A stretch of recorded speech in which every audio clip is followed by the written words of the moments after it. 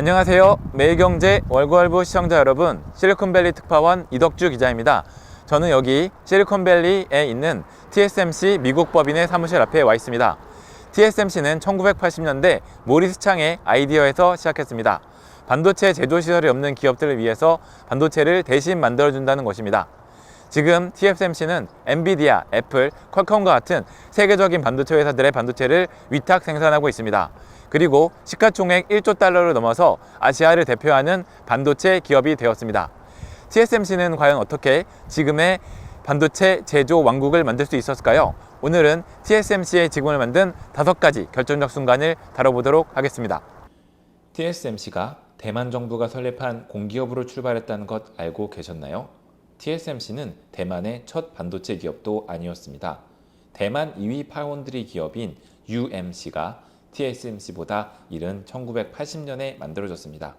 다만 이때 UMC는 전화기용 반도체를 만드는 회사로 시작했지 TSMC와 같은 파운드리 기업은 아니었습니다. 1986년 당시 대만 정부는 대만의 반도체 기술을 발전시키기 위해 당시 미국 최대 반도체 회사 중 하나였던 텍사스 인스트루먼트에서 일하던 중국계 미국인 한 사람을 국책연구소인 공업기술연구원의 원장으로 모셔오는데요. 그가 바로 모리스 창 TSMC 창업자입니다. 모리스 창에 대해 재미있는 사실은 그가 대만 사람이 아니라는 것입니다. 그는 1931년 중국 저장성 닝보에서 태어난 중국인이었습니다. 대만에는 한 번도 살아본 적 없었습니다. 1949년에 미국으로 유학을 떠나 그곳에 정착한 후 1962년 미국 국적을 얻었기 때문에 국적은 미국인이었죠. ITRI로 영입된 모리스 창은 텍사스 인스트루먼트에 다닐 때 회사에 제안했지만 거절당했던 아이디어를 가지고 회사를 만들기로 합니다. 바로 반도체를 설계하지 않고 제조만 전문적으로 하는 회사를 만든다는 아이디어였습니다. 이미 그의 나이가 56이었죠.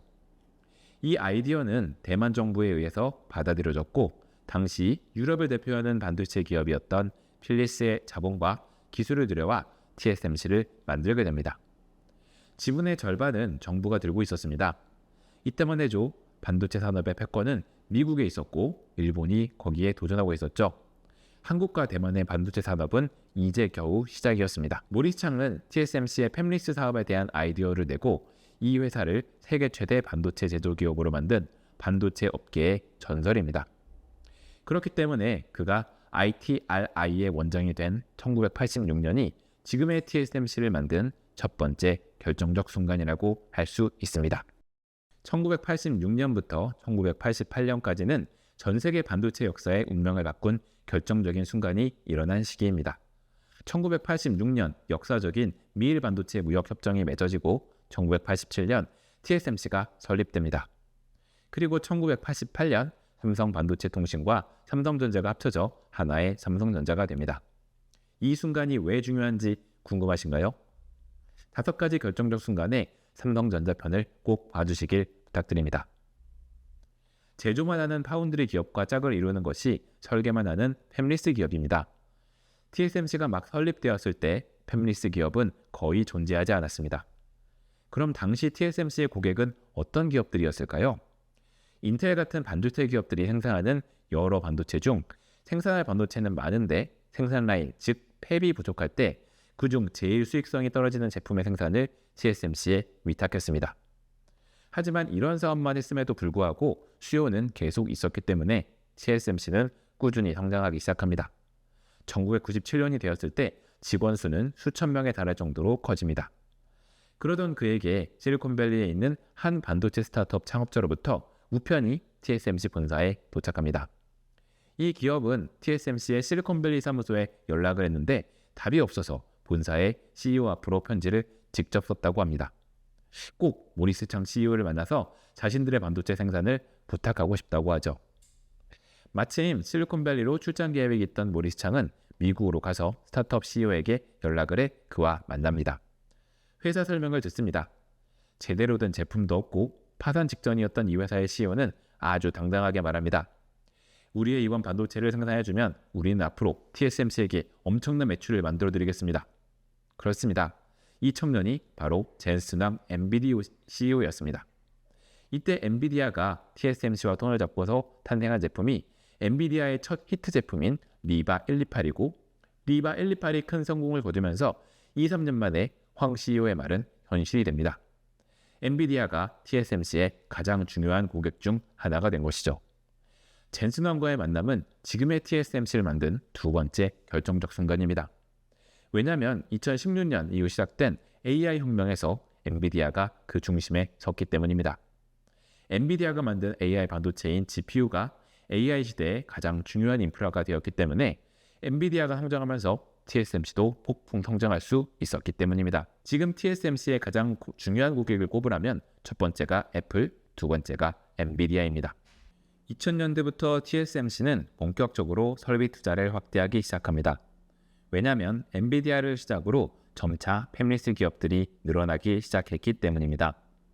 UMC 같은 대만의 반도체 기업들도 파운드리 기업으로 변하기 시작했고 2009년에는 미국 AMD도 제조본을 분리시킵니다. 2010년대 들어 TSMC는 당시 중요한 반도체 기업들을 모두 고객으로 둔 상태였습니다. 오직 한 기업만이 TSMC의 고객이 아니었는데요. 바로 애플이었습니다. 애플은 2007년 아이폰을 출시하면서 스마트폰 혁명을 이끌고 있었습니다. TSMC 입장에서는 애플은 반드시 확보해야 하는 고객이었습니다. 애플은 어떤 생각을 가지고 있었을까요? 애플은 첫 아이폰을 출시했을 때는 삼성전자의 AP를 반도체로 사용했지만 자체 반도체를 개발해야겠다는 생각을 갖고 있었죠. 그래서 2010년 ARM 설계 기반의 A4 반도체를 처음으로 내놓고 아이패드와 아이폰 4에 이를 탑재하기 시작하죠. 하지만 이때도 애플은 삼성전자에게 반도체 위탁 생산을 맡기고 있었습니다. 하지만 내부적으로 두 개의 파운드리 위탁 제조사를 운영하려는 계획을 가지고 있었습니다. 그래서 TSMC에 먼저 접촉한 것은 애플이었습니다. 모리스 창의 아내는 대만 최대의 위탁 제조 기업인 폭스콘의 창업자 거타이밍 회장의 사촌 누나였습니다. 2010년의 어느 날 모리스 창의 아내가 자신의 사촌 동생에 소개시켜줄 애플 임원이 있다고 같이 저녁 식사를 하자고 하죠. 모리스 창은 그 임원이 보통 사람이 아닐 것임을 직감했습니다. 그는 지금 애플의 2인자인 제프 윌리엄스였습니다. 당시 그는 글로벌 운영 총괄이었습니다. 글로벌 조달부터 생산까지를 책임지는 자리였습니다. 여기서 두 사람은 자세한 비즈니스 얘기는 하지 않습니다. 하지만 계속 만남을 유지했고 마침내 양쪽이 준비가 되었을 때 창 회장은 제프 윌리엄스로부터 반도체 물량을 약속받습니다. 이를 기반으로 대규모 생산 라인 투자를 하게 됩니다. 하지만 삼성전자에서 고객을 TSMC로 가져오는 것이 쉽지는 않았습니다. 2013년까지 A7 반도체를 삼성에 생산을 맡겼던 애플은 2014년은 TSMC의 A8의 생산을 맡기는데요. 다음 세대인 2015년 A9에서는 삼성 파운드리와 TSMC 양쪽에 소싱을 맡기게 됩니다. 당시 창 회장은 엄청난 충격을 받고 제프 윌리엄스에게 연락을 합니다. 그러자 제프 윌리엄스는 걱정하지 말라고 했다고 하죠. 당시 삼성과 TSMC의 파운드리에서 생산된 A9 반도체가 아이폰 6S에 탑재되었는데요. 소비자들 사이에서 TSMC에서 만들어진 반도체가 들어있는 아이폰이 더 성능이 좋다는 분석이 제기됐습니다. 이것이 다음 세대에서 애플이 TSMC에 단일 소싱으로 가게 된 원인이라는 설명도 있었죠. 하지만 애플의 공식 성명에 따르면 두 반도체의 성능 차이는 거의 없었다고 합니다. 앞서 모리스 창이 제프 윌리엄스에게 전화한 내용을 따르면 애플은 이미 TSMC에게 전적으로 생산을 위탁하는 것이 그때 이미 결정되어 있었던 것처럼 보입니다. 진실이 무엇이든 이후 애플은 아이폰, 아이패드, 맥북 등이 승승장구하면서 전 세계에서 가장 많은 디바이스를 만드는 기업이 됐습니다. 여기에 들어가는 모든 첨단 반도체는 애플이 직접 설계하고 TSMC가 제조했습니다. TSMC가 지금 압도적인 세계 1위 파운드리가 된 것은 세계 최강 기업이 고객이기 때문입니다.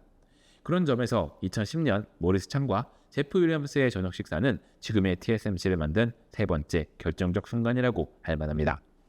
2010년대 초 삼성전자는 TSMC를 공포에 질리게 할 정도로 무서운 회사였습니다. 구글과 손잡고 갤럭시 스마트폰을 출시해 스마트폰 시장 세계 1위에 올랐고요. TSMC 내부 경쟁에서 물러난 량멍송 R&D 부문 수석 이사를 2010년 영입해 그의 도움을 받아 28나노 공정에서 14나노 공정으로 도약을 하면서 단번에 TSMC를 따라잡게 됩니다. 당시 삼성은 TSMC 10년치 연봉에 해당하는 연봉을 3년간 량멍송에게 지불하기로 약속했다고 하죠. 과거 삼성전자와 메모리 반도체 경쟁에서 패한 적이 있던 모리스창과 TSMC에게는 간담이 서늘해지는 순간이었을 겁니다. 하지만 TSMC는 2011년 량몽송이 삼성전자의 영업비밀을 유출했다고 소송을 제기하고 긴 소송 끝에 2015년 승소합니다. 량몽송은 삼성전자에서 더 이상 일을 할 수 없게 돼 회사를 떠나게 됩니다. 이뿐만이 아닙니다. TSMC는 2014년부터 2015년까지 R&D 부분이 하루 24시간 연구를 하는 이른바 나이트워크 프로젝트를 가동하게 됩니다. 엔지니어들을 24시간 일하게 하는 이 프로젝트로 TSMC는 삼성보다 먼저 10나노 공정에 도달하게 되고 삼성과의 경쟁에서 승리할 수 있게 되죠. 이런 점에서 2015년 삼성전자와 경쟁에서 승리한 것인 지금의 TSMC를 만든 네 번째 결정적 순간이었습니다. 마지막 TSMC의 운명을 가른 다섯 번째 순간은 무엇일까요? 지금 TSMC의 기술적 우위를 만든 여러 가지 결정적 기술이 있습니다. 첫 번째, 2018년 7나노 공정에 반도체 장비 업체인 ASML의 EUV 극자외선 장비를 도입한 것이 있습니다. 두 번째, 무어의 법칙이 한계에 도달하면서 패키징 기술 개발에 2009년부터 투자한 것도 중요했습니다. 세 번째, 2010년부터 반도체 제조 생태계를 구축해온 것도 컸습니다. 대만 신주 반도체 당지를 중심으로 대만 기업은 물론 전 세계의 반도체 기업들과 협력하는 생태계를 만들었습니다. 물론 그 정점에는 TSMC가 있었고 이 생태계는 경쟁자들이 절대 따라올 수 없는 막강한 힘입니다. 하지만 이 세 가지 기술적인 우위보다 더 중요한 결정적인 것은 리더십이라고 말씀드리고 싶습니다. 이미 50대를 넘어 창업한 모리스창은 항상 후계자를 고민하고 있었습니다. 그래서 대만 출신으로 미국 코넬 대학교와 휴렛패커드를 거친 릭 차이, 카이 리싱을 2005년 CEO로 임명합니다. 그보다 20살 어린 그를 CEO로 앉히고 자신은 회장으로 물러납니다. 그리고 4년 동안 경영에 관여하지 않습니다. 은퇴 수순을 밟는 것이었죠. 하지만 위기가 진짜 경영자의 능력을 시험했다고 해야 할까요? 2008년 글로벌 금융위기로 주가가 하락하고 실적이 나빠진 TSMC를 살리기 위해 릭차이 CEO는 장사 이래 최초로 구조조정을 진행합니다. 엔지니어들이 해고되고 이 사람들은 모리스창 회장의 집 근처 공원에서 텐트를 치고 시위를 벌이기도 하죠. 다음날 아침 창 회장의 아내가 이들에게 빵을 사가지고 가면서 이들의 마음을 풀어주고 시위대는 물러납니다. 모리스창은 릭 CEO의 방식이 마음에 들지 않았습니다. 그는 인사평가란 주관적일 수밖에 없고 이를 기준으로 직원을 해고하는 것은 회사의 문화에 부정적이라고 봤죠. 회사의 경쟁력을 근본적으로 무너뜨린다고 생각했습니다. 그래서 그는 2009년 릭 CEO를 신사업 담당 임원으로 임명시켜버리고 자신이 CEO로 복귀합니다. 누가 봐도 문책성이었지만 그는 최대한 릭 차이의 자존심이 상하지 않게 노력합니다. 연봉도 그대로 주고 신사업 부문에서는 큰 권한을 줍니다. 물론 릭 차이는 몇 년 후 TSMC를 떠납니다. 결국 모리스창은 2009년부터 2013년까지 다시 CEO로 복귀합니다. 어수선한 회사를 추스리고 연수익의 몇 프로는 무조건 R&D에 예산을 써야 하는 규칙을 만듭니다. 그는 2013년에 회장으로 다시 물러나면서 2명을 공동 CEO로 임명합니다. 회장으로 이들과 힘을 합쳐서 결국 삼성의 도전을 막아내고 지금의 압도적인 경쟁력을 만들어냅니다. 지금의 TSMC는 초격차라는 단어가 어울리는 회사가 됐습니다. 모리스창은 2018년에 완전히 TSMC에서 은퇴를 할 수 있었습니다.